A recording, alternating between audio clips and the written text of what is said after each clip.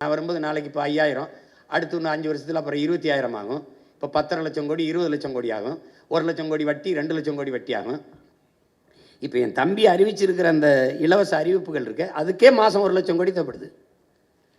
தாலிக்கு தங்கம், பிறந்தவொடனே வரவேற்பு, அப்புறம் 6 ஏரிகாட்டு ஊரில், அப்புறம் இலவச பேருந்து. உங்களுக்கு புரியுதுன்னு நினைக்கிறேன். அதை புள்ளி வரம் போட்டிங்கன்னா 1 லட்சம் கோடி மாதம் தேவைப்படுது. எங்கேருந்து எடுப்பீங்க?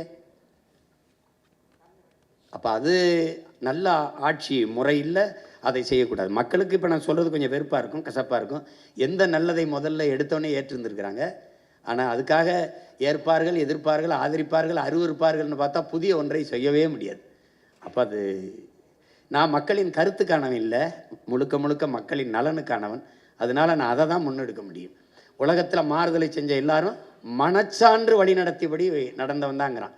என் மனச்சான்று என்ன சொல்லுதோ அதை தான் நான் செய்ய முடியும். அவங்க 3 பேரும் ஒரே தளத்தில் இருக்காங்க, நான் எதிர்த்தளத்தில் இருக்கேன். அப்படின்னா அந்த ஒரே தளம் தானே. அவர் 2000, 2000, 2500. நான் இதெல்லாம் கிடையாது.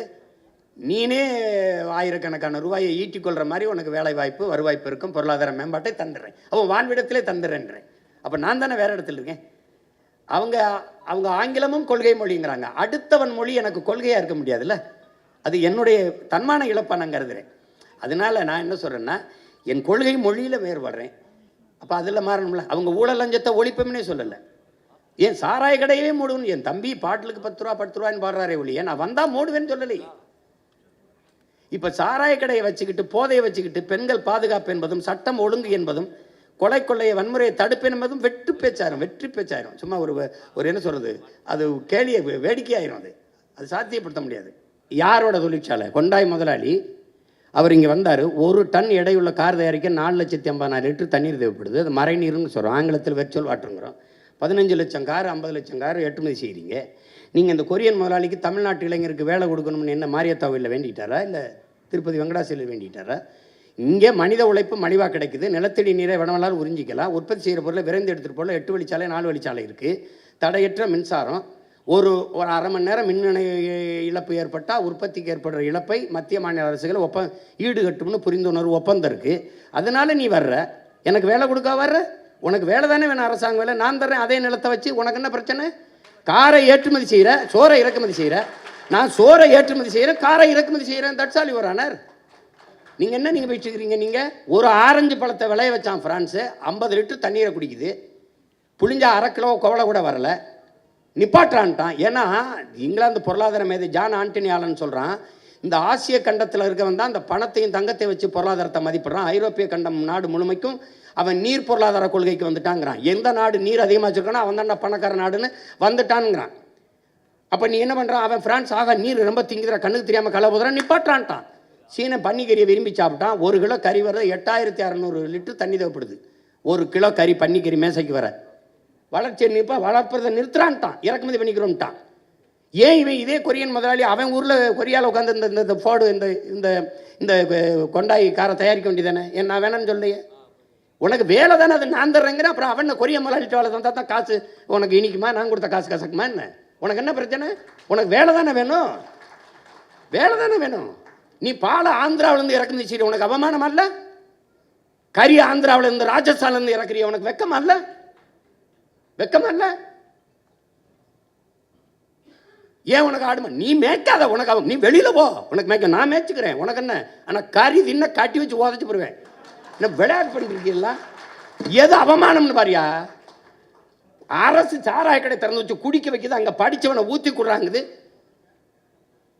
என்ன நீ மேய்ச்சிட்டு இருக்கிற நீ? அது அரசு வேலையாக இருக்கலாம். நான் சொல்கிறது அரசு வேலை. உலகத்துக்கு சோறு போடுறவன் அரசு வேலையாக இருக்கலாம், இருக்கக்கூடாது. அவன் சொல்கிறான்டா என் பாட்டேன், சுழன்றும் ஏற்பின்னது உலகம் அதனால் உழந்து முளவே தலைங்கிறான். இருந்தோம்பி இல்வாழ்வதெல்லாம் விருந்தோம்பி வேளாண்மை செய்த பொருட்டுங்கிறான். உழவினார் கைமடங்கின் இல்லை விளைவதும் விட்டேமென் பார்க்கும் நிலைங்கிறான். எதுவுமே வேணாம், பொன்னாசை மண்ணாசை மக்களாசை எதுவுமே பற்றற்று போன துறவி கூட வாழ முடியாதரா விவசாயி கைமடங்கி படுத்துட்டான்னாங்கிறான். உழவன் இல்லாமல் ஒன்றும் இல்லை. உலகத்திலே ஆகச்சிறந்த பொருளாதாரம் வேளாண்மையில் தான் இருக்கு. நான் போட்டிருக்க சட்டை, இந்த காலாடை, இந்த காலனி எல்லாம் விவசாயத்தில் வந்தது தான். அப்புறம் நீ அது இல்லாமல் என்ன பண்ணுவ? திடீர்னு சட்டம் வந்துருச்சா, திடீர்னு இந்த இது வந்துருச்சா, அந்த இது வந்துருச்சா, உடை வந்துருச்சா, எங்கேருந்து வருது? சும்மா எது அசிங்கம்னு தெரியறதில்ல, எது கேவலம்னு தெரியறதில்ல. பீஸா பறக்கிறதுன்ட்டு குடிக்கிறது உனக்கு நாகரிகம்னா நான் என்ன பண்ண முடியும்? ஏன் இளநீ கரும்புச்சார் பழச்சாறு குடிக்க மாட்டியா? சட்டம் வருது, தேசிய குடிபானம்னு வருது. கரும்புச்சார், பதநீர், இளநீர், பழச்சாறு வரும்.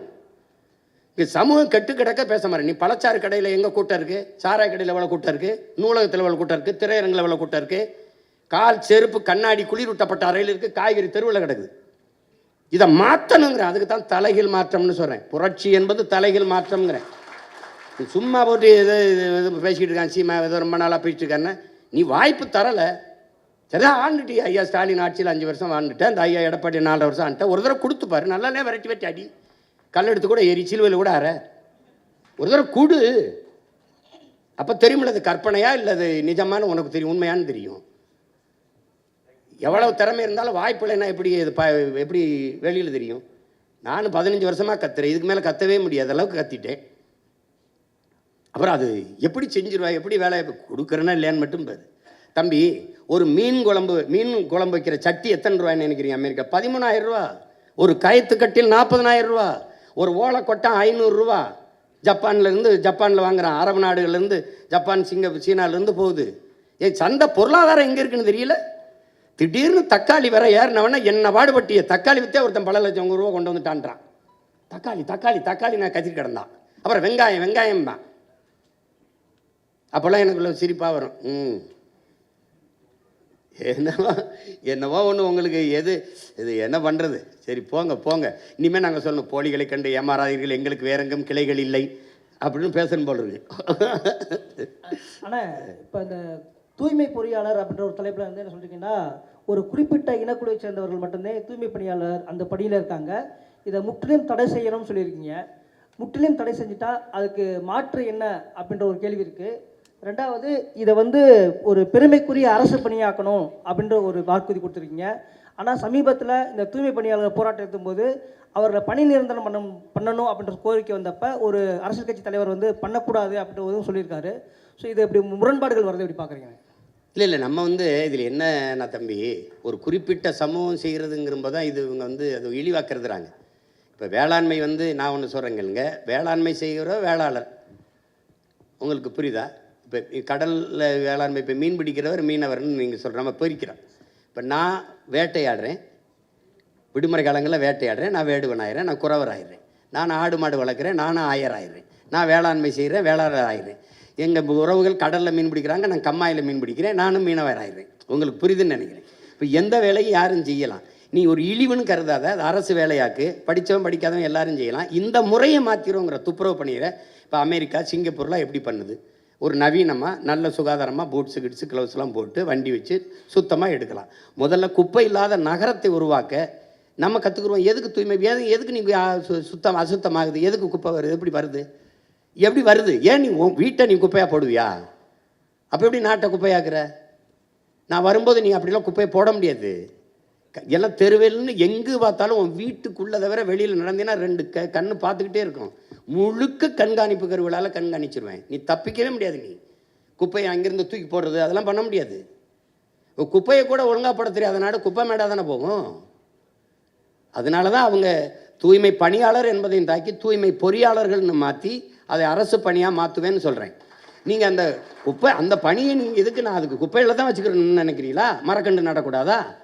சொல்லுங்கள், மரக்கன்று நடக்கூடாது, மற்ற வேலைக்கு பயன்படுத்தக்கூடாதா? இந்த 10 ஆண்டு பசுமை திட்டம், பல கோடி பண திட்டத்தில் பல பேர் வேலைக்கு எடுப்பேன். அப்போ அந்த இடத்துல நீங்கள் அந்த பகுதி நேரம் போக, இப்போ தென்கொரியாவில் அவர் என்ன சொல்கிறார், போய் நீ பகுதி நேரம் சண்டை வரும்போது சண்டை போடு, இப்போ மாடு மெயின் சொன்னாரா இல்லையா? சொல்லுங்கள். நான் சொன்னதை சிரிக்கிறீங்கல்ல. இப்போ நான் சொல்கிறது தானே அவர் இப்ராஹிம் டூரை பண்ணி கொண்டிருக்கிறாரு. ஒரு சின்ன பையன் ஒரு திடீர்னு ஒரு நிலத்துக்குள்ளே அவளை பண்ணும்போது நம்மளால் பண்ண முடியாதா? ஒரு கனவு இருக்கணும்ல. இப்போ நான் சொல்லும்போது சிரிக்கிறீங்களா? கெஜ்ரிவால் எப்படி பண்ணாப்புல? அந்த 5 ஆண்டுக்குள்ளே அந்த இதில் பண்ணிட்டார்ல, அவளை தூக்கி கொண்டு வந்துட்டார்ல. 60 ஆண்டுகளை நீ பண்ணலையே. அப்போ உனக்கு நோக்கம் இல்லை, அவனுக்கு நோக்கம் இருந்தது. தான் அங்கே அந்த பெரிய மனுஷன் அந்த பினராயி விஜய் எப்படி தரத்தை உயர்த்தி கொண்டு போயிட்டாப்புல. பிள்ளைகளுக்கு முதல்ல கொடுக்க வேண்டியது அறிவு தானே. அதை கொடுக்க உனக்கு வக்கு இல்லை. அப்புறம் என்ன நீ குடிக்கணும்? நீ படிக்க வைக்கிறத விட்டு குடிக்க வைக்கிறதுலே கவனம் பண்ணிட்டு இருக்க. 2000 அரசு பள்ளியை மூடுற, 2000 மதுக்கடையை கூட்டுற. சார் ஆனால் சார் அருந்ததிற்கான உள்ளொதுக்கீடுக்கு வந்து எதிர்ப்பு தெரிவிக்கிறோன்னு சொல்லியிருக்கீங்க. அப்போ உங்களோட நிலைப்பாடு அதில் என்ன, இல்லை மாற்று வழி எது? இல்லை நீங்கள் எந்த எந்த குடிகளினுடைய இடப்பகிர்வு ஒதுக்கீடுன்னு சொல்லக்கூடாது, ஒதுக்கீடுன்னு சொல்லக்கூடாது. ஏன்னா ஒதுக்கீடு பண்ணி தான் நம்மளை ஒதுக்கிட்டாங்க. இடப்பகிர்வு தான் பகிர்வு. அதில் என்னென்னா எங்கள் பாட்டனார் அயோத்தியாஸ் என்ன சொல்கிறாரு, நீங்கள் சமபங்குங்கிறத நான் ஏற்கனவே எதிர்க்கிறேங்கிறாரு. அதுதான் அதுக்கப்புறம் பின்னாடி அண்ணல் அம்பேத்கர் அதை வலியுறுத்துறாரு. எப்படின்னா சமபங்குன்னா நீங்கள் பன்னெடுங்காலமாக நீங்கள் மாளிகையில் இருப்பீங்க, நான் மண் குடிசையில் இருப்பேன், நீங்கள் மேட்டில் இருப்பீங்க, நான் பள்ளத்தில் இருப்பேன். அப்புறம் நீங்கள் கல்வி மறுக்கப்படாத சமூகம், நான் கல்வி பல ஆயிரம் ஆண்டுகளாக பல நூறு ஆண்டுகளாக மறுக்கப்பட்ட சமூகம். இப்போ ரெண்டு பேரும் ஒரு இடத்துக்கு வரும்போது பொதுத்திறனில் வெல்வது கடினம். இப்போ நீங்கள் எப்படி நீங்கள் கவனிக்கணும்னா 100 நாள் வேலைக்கு போகிற எங்கள் அம்மாவுக்கு என்ன உப்பு ஊறுகாய் அரிசி பருப்புக்கு வரியோ அதே வரி தான் சரக்கு மற்றும் சேவை வரி அதானி அம்பானி மனைவியும் கட்டுவாங்க. உங்களுக்கு வரி ஒன்றா இருக்குது, வாழ்க்கை தரம் ஒன்றா இல்லை. அப்போ சமபங்கிறது சரியா இல்லை, உரிய உரிமை உங்களுக்கு விளங்குதா? அப்போ அந்த அடிப்படையில் இந்த குடிகள், இந்த நாட்டின் குடிகள் எல்லாருக்கும் அவரவர்கள் குடிகளின் எண்ணிக்கைக்கேற்ப உரியதை பிரித்து கொடுக்கப்படணும். அதான் எண்ணி கொடு எடுத்து கொடுக்காதே, அள்ளி கொடுக்காதே அளந்து கொடு அப்படிங்கிற கோட்பாட்டை முன்வைக்கிறதுக்கு காரணம் அதுதான். இப்போ எங்கெல்லாம் குடிவாரி கணக்கெடுப்பு சாதிவாரி கணக்கெடுப்பு கேட்கறது காரணம், நீண்ட காலமாக ஐயா ராமதாஸ் நாங்கள்லாம் கேட்கறது காரணம் அதான். நீங்கள் அவரவருக்கு உரியது கிடச்சிட்டா சமூகத்தில் போட்டி பொறாமை, உங்களுக்கு உண்டானது உங்களுக்கு கிடச்சிருச்சுன்னா நீங்கள் போயிடுவீங்க, ஒரு பிரச்சனையும் வராது. அவருக்கு உண்டானது கிடச்சிருச்சுன்னா போயிடும். அப்போ எல்லாருக்கும் உரிய கல்வி வேலைவாய்ப்பு அரசியல் அதிகாரத்தை சரியாக பிரித்து கொடுக்கறது கொண்டு வந்தது பேர் தான் இந்த சமூக நீதி. உங்கள் விளங்குதான் அண்ணன் சொல்கிறது. இப்போ நீங்கள் வந்து ஐயா வந்து நாங்கள் 18 விழுக்காடு எங்களுக்கு இருக்குது. யாருக்கு? பறையர் தேவேந்தர் இருக்குது, ஆதி தமிழ் குடிகளுக்கும் தேவேந்தர். இதில் திடீர்னு எடுத்து உள்ஒதுக்கீடு 3 விழுக்காடு அருந்ததியர் கொடுத்துறாரு. நீ பொதுவில் தானே இப்போ 10 விழுக்காடு எப்படி கொடுத்தாங்க? பொருளாதார அடிப்படையில் பின்தங்கியவர்களுக்கு பொதுவில் இருந்து அதில் தானே கொடுத்துருக்கணும். நீங்கள் அவ்வளோ காலம் ஆட்சியில் இருந்தீங்களே, பொதுவில் இருந்து பிரித்து 3 விழுக்காடு இல்லை 6 விழுக்காடு கூட கொடுங்க. யார் கேட்க போகிறா? எனக்கே 10ல் 4 நெளிஞ்ச தட்டில் 4 பருக்கை போட்டு சாப்பிட்ருக்கேன், அதில் 2 எடுத்து கொடுத்தா அப்படி சரி கொடுத்துட்டீங்க விடு. நீ பிசி எம்பிசியிலேருந்து கொடுத்துருக்க முடியுமா? நீ எதை கொடுத்துருந்தா வெளியில் நடமாடி இருக்க முடியுமா? நான் கேட்குறதுக்கு பதில் சொல்லு. நீ எனக்கு குரல் இல்லை, அதிகார வலிமை இல்லை, அரசியல் வலிமை இல்லை, நான் அப்படின்னால நீ டக்குன்னு கொடுத்துட்ட. ஏன்னா நான் கேட்க வேண்டியவெல்லாம் உனக்கிட்டே 2-3 சீட்டுக்கு வந்து நிற்கிறதுனால நீ ஏன் சீட்டு எடுத்து கொடுத்துட்ட. சரி கொடுத்துட்ட. அப்போ அதில் என்ன பண்ணுற? பிரியாரிட்டி, முன்னுரிமை, ஃபஸ்ட்டு ப்ரிஃபரன்ஸ்னு ஒரு சரத்தை சேர்க்குறது. அது எப்படி வருதுன்னா நீங்கள் உங்களுக்கு நுட்பம் பாருங்கள். எங்களுக்கு 18 விழுக்காடு இருக்குது, 3 போயிடுச்சு, மீதி 15 இருக்கா? இந்த 15ல் இவங்களுக்கு அவங்க 3 அப்படியே அவங்க வீட்டு சாப்பாடு அவங்கக்கிட்ட அப்படியே இருக்குது.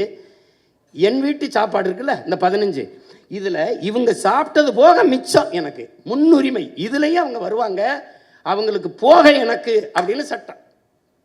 இது எவ்வளோ பெரிய துரோகம் பாரு. இப்போ எப்படின்னா அவங்களுக்கு போக எனக்கு மிச்சம்னா, ஒரு பல்கலைக்கழகத்தில் 4 பேராசிரியர் வேலைன்னா எஸ்சிஏ எஸ்சிஏ எஸ்சிஏ எஸ்சிஏ 5 வேலைன்னா 4 போயிடுது, மீதி 1 இருக்குது. அதில் நான் பறையர் எடுத்துக்கிறதா, இல்லை தேவேந்திரர் எடுத்துக்கிறதா, இல்லை ஷெட்யூல்டு ட்ரைப்ஸ் பழங்குடி எடுத்துக்கிறதா? 1. இப்போ எவ்வளோ பெரிய துரோகம் இது. நீ என்ன பண்ணியிருக்கணும்? நீ பொதுவிலேருந்து எடுத்து கொடுத்து என்னை பாதிக்காமல் தற்காந்துருக்கணும். நீ எடுத்து கொடுத்துட்டு அதில் முன்னுரிமைன்னு போட்டது தான் சொல்கிறேன். நீ கொடுத்தது தப்பு இல்லை, சரி கொடுத்துட்டா விடு, இந்த பிரியாரிட்டியை தூக்கு, முன்னுரிமையை தூக்கு. இப்போ நான் என்ன சொல்கிறேன், அந்த 3 ரொம்ப நாளாக 14 ஆண்டுகளாக இழந்துட்டேன், அந்த 3ஓட இன்னும் 2 சேர்த்து 5 போடு, எனக்கு 20 கொடுன்னு கேட்குறேன். நீ கொடுக்க மாட்டேன், நான் வந்து போடுவேன். உங்களுக்கு புரியுதா? அதுதான் நான் சொல்கிறது. நீ கொடுத்ததை நான் எடுத்துன்னு சொல்லலை, ஏன் கொடுத்தா நான் கொடுத்துட்டேன், இந்த முன்னுரிமை என்னை ரொம்ப இடிக்குதுங்கிறேன். அதனால் இப்போ அண்ணன் சொல்கிறது விளங்குதில்லப்பா, அதை அப்படி தான் நம்ம சொல்கிறோம். யாருக்கும் இடப்பகிர்வு வேணாம்னு நம்ம சொல்லலை, அவரவருக்கு உரியதை கொடுப்போம். இப்போ நீங்கள் வேறு ஊர்லேருந்து வந்திருக்கீங்களா, பஞ்சாப்லேருந்து உங்களுக்கு கொடுக்குறேன்னா, பஞ்சாபில் எங்கே இருக்குன்னு சொல்லணும், அங்கே வாழ்கிறான்ல அவன் என் ஆளுக்கு கொடுக்கணும். இப்போ ஆந்திராவில் வாழ்கிற எனக்கு கொடுக்கணும், கர்நாடகாவில் 1.25 கோடி நாங்கள் இருக்கோம். அதில் ஆதி தமிழ் குடிகள் நாங்கள் 75 விழுக்காடு, நாங்கள் 75 லட்சம் பேர் இருக்கான். எங்களுக்கு அங்கே எஸ்சின்னு எங்களுக்கு ஏதாவது இடஒதுக்கீடு இருக்கா, சிறப்பு வாய்ப்பு இருக்கா? பாருங்கப்பா இருக்கான்னு பாருங்கள். அவர் பேக்வேர்டில் தான் நாங்கள் இருப்போம், ஓபிசியில் தான் இருப்போம். அப்போ காலங்காலமாக என்னுடைய பெருந்தன்மையும் பேரன்மையும் நீ இழிச்சாத்தனம்னு கருதிடக்கூடாதுல்ல. உன்னுடைய வளம் உனக்குன்னு இருந்துக்கிற, முல்லை பெரியார் தனியாக இருக்குது, கர்நாடகா தனியாக இருக்குது, என்னுடைய நெய்வேலி உனக்கு, நரிமணம் பெட்ரோல் உனக்கு, அணு உல மின்சாரம் உனக்கு, அணு மின்சாரம் உனக்கு, என் வளம் எல்லாருக்கும். நான் மட்டும் இந்தியனாக இருக்கணும், நீங்கள் கன்னடராகவே இருந்துருவீங்க. நீங்கள் அப்படியே நீங்கள்லாம் உங்கள் மாநிலத்துக்கு உங்கள் ஆளாக இருந்துருவீங்க. எப்படி அண்ணா ஆவின்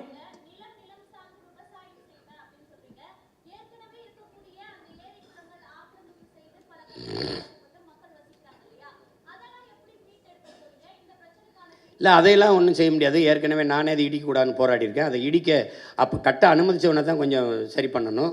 பச்சை மட்டை வச்சு பொழக்கணும். நீ அன்னைக்கு ஆக்கிரமிப்புன்னு 60 வருஷம் 60 ஆண்டுகளாக வாழ்கிற என் மக்களை இன்னைக்கு ஆக்கிரமிப்புன்னு சொல்கிறவன் யார்? ஆக்கிரமிக்கும் போது என்ன பண்ண நீ? முதல்ல ஒரு செங்கலை போய் நட்டான்ல, அவனுக்கு மின் இணைப்பு, வீடு கட்ட உரிமை, எரிகாற்று இணைப்பு, நீர் இணைப்புலாம் கொடுத்தது யார்?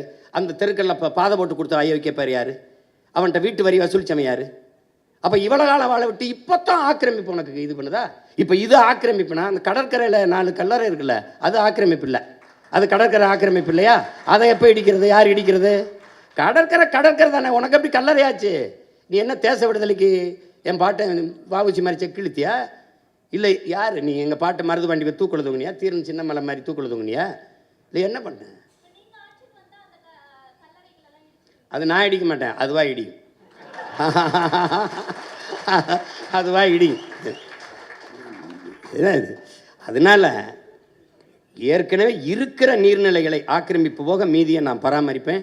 புதிய நீர்த்தக்கங்கள் உருவாக்குவேன். அறிவு சமூகம் எல்லாரும் இருக்கிறீங்க. உலகத்தில் இயற்கையின் அரும்பெருங்கொடையாக நமக்கு தந்தது பள்ளிக்கரணை ஏரி. கடலின் நீர்மட்டம் எவ்வளவோ அந்த அளவிற்கு இதன் நீர்மட்டம் இருக்கும். அது அவ்வளவு பழுப்பு நிலை சதுப்பு நிலை ஏரி அளவு விலை உயர்ந்த இறால்கள் மீன்கள் உருவாகிறது. உலக நாடுகளின் பறவைகள்லாம் வந்து உணவு உண்டு பறந்து சென்றது. அப்படி ஒரு ஏரியை யாராவது குப்பையை கொட்டி மூடணும்னு யாருக்காவது இப்போ எந்த கொம்பை வந்தாலும் அதை புனரமைக்க முடியாது, சீரமைக்க முடியாது. இருக்கிற கொஞ்சோண்ட பாதுகாக்கலாம், அவ்வளோதான். மீதி எல்லாத்தையும் ஏரிக்குள்ளே ஒரு சாலையை போட்டு பிரித்து அங்கங்கேயும் அப்படியே நெருக்கி குப்பையை கொட்டி மூட்டிட்டான். எந்த மூளைங்கிற உறுப்பில்லாதவங்க கூட அதை செஞ்சுருக்க மாட்டான். அந்த ஏரியை குப்பை மேடை ஆக்கலாம்னு. நீ குப்பையை கொட்டு, வேற ஒரு பொது இடத்துல கூட கொண்டு கொட்டு வை, ஏரிக்குள்ளே கொட்டலாம்னு யாராவது சிந்திப்பானா? யாராவது? எப்படி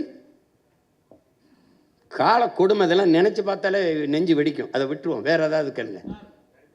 ஆனால் பால் மற்றும் பால் பொருட்களுக்கு தனியாக தொழிற்சாலை அமைப்புன்னு சொல்லியிருக்கீங்க. ஆவின் இதே வேலை தானே செஞ்சிட்டு இருக்கு. இதில் நீங்கள் என்ன மாற்று செய்ய போறீங்க? என்ன செய்யுது ஆவின்? பால் மற்றும் பால் பொருட்களை தயாரிக்குது, வெளி மாநிலங்களுக்கு வெளிநாடுகளுக்கு ஏற்றுமதியும் செய்யுது. எங்கே செய்யுது? தான் நீங்களும் செய்கிறீங்க. பால் எங்கேருந்து எத்தனை பேருக்கு வேலை கொடுக்குது? பால் எங்கேருந்து வாங்குது? அது எங்கே இருக்குது? இப்போ தயாரிக்கிற இடத்துக்கு என்னை கூட்டிகிட்டு போங்க. அந்த பாலில் இருந்து இவ்வளவு தயாரித்து இப்படி ஏற்றுமதி செய்யுது, இப்படி பண்ணுதுன்னு. குஜராத்திலேருந்து அமுதம் பால் வாங்கிக்கிட்டு இருக்கு, எதையாவது போயிட்டு இருக்குது. ஆந்திராவிலேருந்து பாலை வாங்கிட்டு இருக்குது உன் அரசு. நீ என்கிட்ட வந்து சொல்லிக்கிட்டு இருக்கீங்க. அது இருந்தால் நான் ஏன் செய்கிறேன்? அப்போ நீ அதான் செய்கிறேன்னா நீ ஆடு மாடு வைக்கிறது அசிங்கம்ங்கிற. என்னை அசிங்கம்ட்டு 4 கோடி 3 கோடி லிட்டர் பாலை கொண்டு வருவோங்கிறாரு. எங்கள் குழாயிலேருந்து பிச்சுவீங்களா, மாட்டுக்காம்பலேருந்து பிச்சுவீங்களா? எங்கேருந்து பிச்சுவீங்க?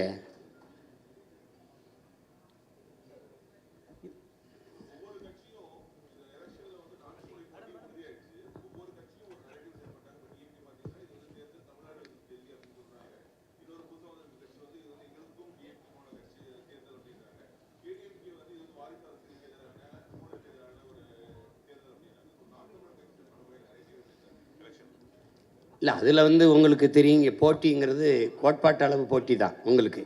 இதுவரை இந்த நாட்டில் என் மக்களுக்கு இருக்கிற பிரச்சனைகள், துன்பங்கள் இருக்குல்ல, இந்த பிரச்சனைகள் தினந்தோறும் போராட்டம் நடக்குது. அதை நீங்கள் என்னையோட நீங்கள் ஊடகத்தில் இருக்கிற பிள்ளைகள் நீங்கள் நல்லா கவனிப்பீங்க.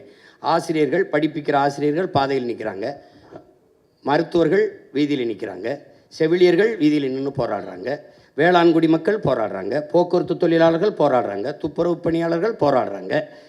எல்லாருமே வீதிக்கு வந்து போராடும்போது அரசு நல்லாட்சி கொடுக்குறேன்னு சொல்லுது. இப்போ கடந்த காலத்தில் நிறைய போராட்டங்கள் வந்ததை நீங்கள் பார்த்துருப்பீங்க. அப்போ அது என்னென்னா, இந்த போராட்டங்களையெல்லாம் கையெழுத்தது யார்? இந்த பிரச்சனைகளை எங்களுக்கு திணித்தது யார்? இவ்வளவு பிரச்சனைகள் இருக்குதே, இதை தந்தது யாருன்னா இவர்கள் தான். இதையெல்லாம் தந்தவர்கள் இவர்கள், இதை தீர்க்க வேண்டும் என்று வந்தவர்கள் நாங்கள். அதில் இருக்கிற வேறுபாடு புரியுது. இவங்க 3 பேரும் ஒரு இலவசம்னு இருக்காங்க, நாங்கள் இல்லைன்னு இருக்கோம். இப்போ யாராருக்கும் போட்டின்னு தெரியுது. அது ஒரு கரை, இது ஒரு கரை. அவர்கள் திராவிடர்கள்ங்கிறாங்க, நாங்கள் தமிழர்கள்ங்கிறோம். அவங்க இருமொழி கொள்கைங்கிறாங்க, நாங்கள் ஒரு மொழி கொள்கை, விரும்பினால் எம்மொழியும் கற்போங்கிறோம். அப்போ ஒவ்வொன்றிலையும் மாறுபடுறோம். இதுக்குள்ளே தான் போட்டி இருக்குமே ஒழிய, நீங்கள் இப்போ இலவசம்ங்கிறாங்க, இலவசம் பெற வேண்டிய ஏழ்மை வறுமை நிலையில் இல்லாத வாழ்க்கை தரத்தை உயர்த்துவேங்கிறேன், நான் அதை கொடுப்பேங்கிறேன். நான் இலவசம் தரேன், கல்வி மருத்துவம் தூய குடிநீர் தரேன், மற்றதெல்லாம் இலவசம் தர முடியாதுங்கிறேன். அப்போ இந்த கோட்பாட்டு அளவில் நாங்கள் மாறிபட்டு நிற்கிறோம். இதுக்குள்ளே தான் போட்டி இருக்க முடியும். இந்த நாட்டில் இருக்க எல்லா பிரச்சனைக்கும் ஒன்று காங்கிரஸ், பாரதிய ஜனதா, திமுக, அதிமுக, இது நாளை தவிர வேறு யாரும் இருக்காங்களா? அப்போ அதனால தான் இது நாளை எதிர்த்து நாங்கள் நிற்கிறோம். இப்போ உங்களுக்கு விளங்குதா? அப்போ அதில் அவங்கவுங்க குறிச்சிக்கிறாங்க, எங்களுக்கு இவங்க எதிரி, இவங்க அது எதிரின்னு. இப்போ இப்போ என்டிஏவுக்கு தமிழ்நாட்டு அரசியலில் என்டிஏக்கு என்ன பிரச்சனை வருது? இங்கே ஐயா ஸ்டாலினை வீழ்த்தி எடப்பாடி வர்றதா, எடப்பாடி ஐயா வீழ்த்தி ஸ்டாலின் ஐயா வர்றதா, திமுகவா அதிமுகவா, பிசாசா பேயா? பேயை விட்டுட்டு பிசாசை கல்யாணம் பண்ணுறதா, பிசாசை விவாகரத்து பண்ணிட்டு பேயை கல்யாணம் பண்ணுறதா? இப்போ நாங்கள் இந்த பேயை தள்ளிட்டு ஒரு தேவதையை உட்கார வைக்கணும்னு நினைக்கிறோம். தீமைக்கு மாற்று தீமை இல்லை. நபிகள்கிட்ட கேட்குறாங்க தீமை எப்படி ஒழிப்பீங்கன்னு. நான் நன்மையை வச்சு தான் ஒழிப்பேன்னு. இப்போ நன்மை யார்? இப்போ அதிமுக திமுக ரெண்டும் வெவ்வேறு கட்சி. இப்போ திமுகவில் 11 அமைச்சர்கள், அதிமுக அமைச்சர்கள். சொல்லணுமா, பேர் சொல்லணும்னு இல்லை. இப்போ கூட புதுசாக கொஞ்சம் பேர் போய் சேர்ந்து இப்போ அடுத்த அமைச்சரவை வந்தால் அதுலேயும் அவங்க. அப்போ 2 வெவ்வேறு கட்சின்னு எப்படி சொல்கிறீங்க? கொடியில் வண்ணம் மாறும், கொள்கையில் என்ன மாதிரி இருக்கா? இங்கேயும் டாஸ்மார்க் இருக்கும், இங்கேயும் இருக்கும். இங்கேயும் ஊழல் லஞ்சம் ஊழல் லஞ்சம் இருக்கும். இங்கேயும் மலையை வெட்டுவாங்க, மணல் அள்ளுவாங்க. எல்லாம் உங்களை அதே தான் தொடரும். அப்போ ஆள் மாறும், ஆட்சி மாறும், ஆட்சி முறை மாறாது. அப்போ ரெண்டும் ஒரே கட்சி தான். இங்கே வந்து சேரும்போது தாய் கழகத்துக்கு வந்துட்டோம், அப்புறம் அங்கே போனால் நாங்கள் சேய் கழகத்துக்கு போயிட்டோம். இப்போ தாயை போல தானே பிள்ளை இருக்கும், நூலை போல தானே சேலை இருக்கும். இது சொர்ணாக்காவாக இருந்தால் இது மட்டும் என்ன தேவதையாவாக வந்துடும், இது குட்டி சொர்ணாவாக தான் இருக்கும். அப்போ அப்படி தான் இது இந்த கட்சிகள். அதனால இந்த கோட்பாட்டு அளவில் நாங்கள் முரண்பட்டு நிற்கிற போது அவங்க ஒரு முனையில் இருக்காங்க, நாங்கள் எதிர்முனையிலும் இருக்கோம். அவங்க சூலாயுதமாக இருக்காங்க, நான் வேளா இருக்கேன். உள்ளாட்சி தேர்தல் நடத்துவது மாநில அரசுடைய ஒரு கடமை. ஆனால் உள்ளாட்சி தேர்தல் பற்றி நாம் தமிழர் கட்சியோட நிலைப்பாடு என்ன? இல்லை, எனக்கு வந்து இந்த உள்ளாட்சியின் மூலமாக வந்து அங்கே தான் அதிகமாக இங்கே சாதி மத பிளவுகளும் அந்த தீண்டாமை ஏற்றத்தாழ்வுகளும் அதிகமாக இருக்குது நம்ம பார்க்குறோம். எம்ஜிஆர் அவர்கள் இருக்கும்போது உள்ளாட்சி தேர்தலை நடத்தலை. இப்போ என்னோடய கோட்பாடு, நானே நல்லாட்சி கொடுக்கும்போது அங்கே என்ன ஒரு உள்ளாட்சி, நானே வேரில் தண்ணி ஊற்றுறேன், அங்கே எதுக்கு ஒரு வேலைக்காரர்னு கேட்குறேன். ஆனாலும் நமக்கு மாவட்ட ஆட்சியர் வட்டாட்சியரே போதும் சிறந்த நிர்வாகத்தை கொடுக்க. இப்போ எல்லாரும் இது பண்ணுறனால இந்த அதிகாரத்தை நிர்வாகத்தை பரவலாக்குங்கிற அடிப்படையில் உள்ளாட்சி தேர்தலை நடத்துகிறோம். ஏன்னா நம்ம ஊழல் லஞ்சம்ங்கிறது சொல்லில் கூட இல்லாமல் ஒழிக்கணும்னு நினைக்கிறேன். நான் நம்ம உண்மை நேர்மையான நிர்வாகத்தை உனக்கு வேண்டிய எல்லாத்தையுமே நான் கொடுத்துட்றேன். அப்போ அதுக்கப்புறம் நீ தேவைக்கு அதிகமாக பணம் சேர்க்க வேண்டிய அவசியத்தை இல்லாத ஒழிச்சிட்டேன்னா அது ஒழிஞ்சிரும். அதனால் நம்ம நடத்துகிறோம் நல்ல சிறப்பாக நிர்வாகத்துக்காக செய்கிறோம். சார் 15 ஆண்டு காலம் நீங்க சொல்லிட்டு இருந்தீங்க போராடிட்டு இருக்கோம் அப்படின்னு சொல்லிட்டு. இப்போ ஒரு தேர்தல் போதும் ஒரு திட்டங்களை நம்ம கொண்டு வரோம் இதெல்லாம் அப்படின்னு சொல்லிட்டு. 2 திராவிட கட்சிகளை தாண்டி புதுதா ஒரு கட்சி வந்து தமிழகத்துல ஆட்சி அமைக்க முடியாததுக்கு காரணம் இந்த சாதி மத அரசியல் அப்படின்ற அந்த கட்டமைப்பை உடைக்கிறதுலையோ இல்லை மாத்துறதுலையோ எவ்வளோ கஷ்டம் இருக்கு, அதுக்கு எவ்வளோ முற்பட வேண்டியது இருக்கு ஒரு வெற்றிக்கு அதை தாண்டி? இல்லை, சாதி மத உணர்ச்சிங்கிறது தமிழ் சமூகத்துக்கு மட்டும் இல்லை, அது மானுட குலத்துக்கே எதிரானதாக இருக்குது. அது குறிப்பாக எங்களுக்கு வந்து பெரிய பேரிடராக இருக்குது. அதனால தான் கடவுள் வெறி சமய வெறி கண்ணல் நிகர் தமிழுக்கு நோயே இடை வந்த சாதி எனும் இடர் ஒழிந்தால் ஆள்வது நம் தாய்ங்கிறது எங்கள் புரட்சி பாடுறார். தமிழுக்கு அமுதென்று பேர், அந்த தமிழ் எங்கள் உயிருக்கு நேர்னு பாடின, அந்த தமிழ் இன்பத்தமிழ் எங்கள் உயிருக்கு நேர்னு பாடின பாவலன் என்ன சொல்கிறான்? சாதி ஒழித்தல் ஒன்று நல்ல தமிழ் வளர்த்தல் மற்றொன்றுங்கிறான். தமிழை உயிருக்கு நேராக பண்ணவன் தமிழ் வளர்த்தல் ஒன்று சாதி ஒழித்தல் மற்றொன்றுன்னு பாடலை. முதல்ல சாதியை ஒழிக்கணுன்றான், நல்ல தமிழ் வளர்த்தல் மற்றொன்றுங்கிறான். அப்போ இதில் ரொம்ப முக்கியமாக நீங்கள் கவனிக்கணும். இதில் என்ன என் அன்பு தம்பி தங்கிகள் என்னை உடன் பிறந்தார்கள் கவனிக்கணும். சாதியே அரசியலாகி அதிகாரமானால் அங்கே சகோதரத்துவம் சமத்துவம் இருக்காது. மதம் அரசியலாகி அதுவே அதிகாரத்துக்கு வருமானால் அங்கே மனிதநேயம் மானுடம்ங்கிறது இருக்காது, செத்தே போயிடும். பணம் அரசியல் ஆயிருமானால் அங்கே ஒழுக்கம் பண்பாடு இருக்கவே இருக்காது. இது 3ஐயும் கடந்து ஒரு அரசியலை நம்ம கட்டமைக்கணும். உங்களுக்கு புரியுது? சாதி மத உணர்ச்சிங்கிறது வெறும் மனிதனுக்கு மட்டுமானது, அரசியல் எல்லா உயிர்களுக்குமானது. இந்த எல்லா உயிர்களுக்குமான அரசியலில் இந்த சாதி மதம் மனிதனுக்குமான உணர்ச்சியை கலப்பது என்பது சரி வராது. அதனால தான் நாங்கள் இந்த சாதி பார்த்து போடுற ஓட்டு எனக்கு திட்டு நீ போற்றாதேங்கிறது, சாதி பார்த்து இடம் கொடுக்காம மாற்றி கொடுக்கறதுக்கு காரணமாக அதுதான். அதை ஒரு கொஞ்சம் கொஞ்சமாக நீங்கள் வருது. நீங்கள் பார்த்தீங்கன்னா கடந்த தேர்தலில் எங்கே பொது தொகுதியில் நான் ஆதி தமிழ் குடியை நிறுத்தினோ அங்கெல்லாம் எனக்கு அதிக வாக்கு வருது அப்படின்னா மாறுதில்ல, ஒரு மாறுதல் வருதில்ல. அப்போ அதை செய்யணும்னு நினைக்கிறேன். அது கொஞ்சம் கொஞ்சமாக தான் வரும். மாறுதல்ங்கிறது ஒரே நாளில் வராது. ஏன்னா அது சிறுக வரணும், மக்களின் மனத்துக்குள்ளே அந்த மாறுதல் வரணும். அது நீங்கள் சொல்கிற மாதிரி பெரிய இடையூறு தான். இந்த ஒரு நல்ல அரசியலை கட்டமைக்கிறதுல பெரிய தடை தான். அண்ணா, இப்போ நீங்கள் வந்து பெண்களுக்கு வந்து ஒரு தனி தொகுதி கொடுப்பேன் அப்படின்னு சொல்லிட்டு நீங்கள் முன்வடிவு பண்ணியிருக்கீங்க. ஆனால் இங்கேண்ணா பெண்களுக்கு வந்து தனி தொகுதி கொடுப்பேன்னு சொல்லிட்டு நீங்கள் சொல்லியிருக்கீங்க. இப்போ இங்கே தனி தொகுதியே பார்த்தீங்கன்னா பெரிய சிக்கலாக தான் இருக்குது. உதாரணத்துக்கு வந்து தனி தொகுதியில் வந்து தேர்ந்தெடுக்கப்படக்கூடிய எம்எல்ஏக்கள் பார்த்தீங்கன்னா உதாரணத்துக்கு ராசா என்ன சொன்னார்னா, நான் 2 பேருக்கு பிரச்சனை அப்படின்னா நான் வந்து பட்டியல் சமூக மக்களுக்கு ஆதரவாக நான் போய் பேச மாட்டேன், ஏன்னா நான் வந்து எல்லாரும் ஓட்டு போட தேர்ந்தெடுக்கப்பட்டிருக்கேன், நான் பொதுவாக தான் பேசும் அப்படின்னு சொல்ற கருத்தை வந்து முன்வைக்கிறாரு. அப்போ இந்த தனி தொகுதியை இங்கே ஒரு சிக்கலாக இருக்கும் பொழுது பெண்களுக்கான தனி தொகுதியை நீங்கள் என்ன சொல்ல வரீங்க? அதே போல் நீங்கள் அரசியலமைப்பில் நிறைய மாற்றங்கள் வந்து செய்யணும்னு சொல்லும் பொழுது அரசியலமைப்பில் வந்து போதியமான அளவுக்கு வந்து பாதுகாப்பு தமிழர்களுக்கு இல்லை நீங்கள் சொல்ல வரீங்களா? ஆமாம், அதில் என்ன ஐயா உங்களுக்கு இப்போ பெண்களுக்கு கொடுக்குறதுன்னா, இப்போ 3 ஆண்கள் போட்டியிடுற தொகுதியில் என் பிள்ளை 117 இடம் நான் பெண்கள் கொடுத்துருக்கேன்னா, எல்லா தொகுதியிலையும் எல்லா கட்சியும் பெண்களை நிறுத்துறதில்ல. இப்போ 3 ஆண் வேட்பாளர்களோட என் பிள்ளை ஒரு பெண், என் தங்கச்சியோ ஒரு எங்கள் அக்காவோ போட்டியிடும்போது அது சரியில்லை. அப்போது பெண்களுக்கென்று தனியாக இது பெண்கள் தான் போட்டியிட முடியும். இப்போ உள்ளாட்சியில் வந்து அம்மா ஜெயலலிதா 50 விழுக்காடு கொண்டு வந்த மாதிரி இப்படி கொண்டு வந்துட்டிங்கன்னா அது பெண்களுக்கு சம வாய்ப்பு அரசியலிலும் அதிகாரத்திலையும் கொடுக்குற மாதிரி வந்துடும். அதுதான் சரியான பாதுகாப்பாக இருக்கும், சரியான உரிமை பகிர்வாக இருக்கும். அதை தான் நான் சொல்கிறேன், அதை தான் கொண்டு வரணுன்றேன்.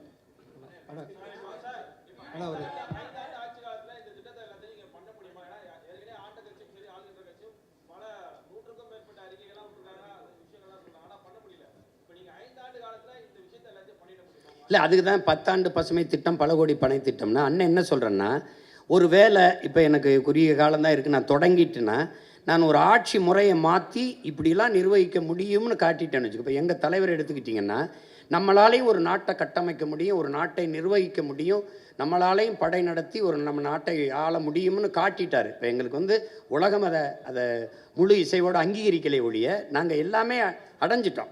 அப்போ அதை காட்டும்போது அந்த கனவு எனக்கு தெரியுது. இப்போ நான் வந்து காட்டிட்டேன்னா என் பிள்ளைக்கு இன்றைக்கி பள்ளிக்கூடத்துக்கு போயிட்டுருக்கோம், எங்கள் பெரியப்பா எங்கள் மாமா வந்து இப்படி ஆட்சி செஞ்சார், இப்போ நான் சொல்கிறேன் என் தாத்தா அப்படி பண்ணா, இப்படி இந்த கொண்டு வந்தான், அணையை கட்டினா, எங்கள் பள்ளிக்கூடம் கட்டினா, அப்படின்னு நான் போட்டு தொடங்கிட்டேன்னு வச்சுக்கிறேங்க, என் பிள்ளையை தொடர்ந்து கொள்வார்கள்.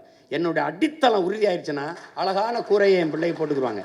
நான் அதுவே இல்லாமல் தத்தளிக்கிறேன் பாருங்கள். எனக்கு முன்னாடி என் முன்னவர்கள் வந்தவங்கெல்லாம் சமரசம் செஞ்சு தாளலைன்னா எனக்கு இந்த சிரமம் வந்திருக்காது. இப்போ நான் நிற்கிற உறுதியோடு எனக்கு முன்னாடி நின்றுருந்தாங்கன்னு வச்சுக்கிறேங்க, எனக்கு வேலை எளிதாக இருந்திருக்கும். அப்போ அது இல்லை. அதனால் இங்கே எப்படின்னா, நானே மண்ணை மிதித்து, நானே கல்லை எடுத்து, அச்சு எடுத்து, நானே செங்கல் எடுத்து, நானே கட்டி சிறுக கட்டுறது. தம்பி அஜித் சொல்கிற மாதிரி எனக்கு நானே செதுக்கி வந்த மாதிரி வந்துக்கிட்டு இருக்கோம். அப்போ அதில் வந்து நீங்கள் சொல்கிறீங்க அப்படின்னா நீங்கள் எனக்கு 5 ஆண்டுக்கு முன்னாடி ஆட்சியை கொடுத்துருக்கணும். நான் இதை சொல்லி தான் பார்க்குறேன்.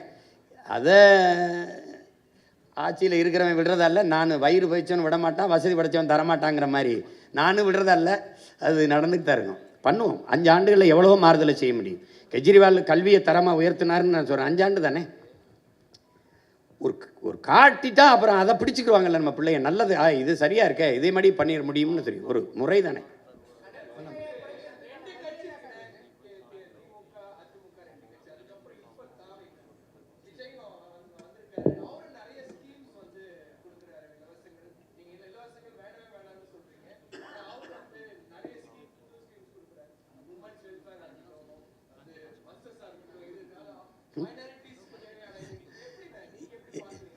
இல்லை நீங்கள் இப்போ நான் என்ன கேட்குறேன்னா, இலவச பேருந்து இப்படிங்க யார் வேணாலும் போகலாம், யார் வேணாலும் வரலான்னா 1,00,000 கோடி ஏற்கனவே போக்குவரத்து துறைக்கு இழப்பு இருக்குது.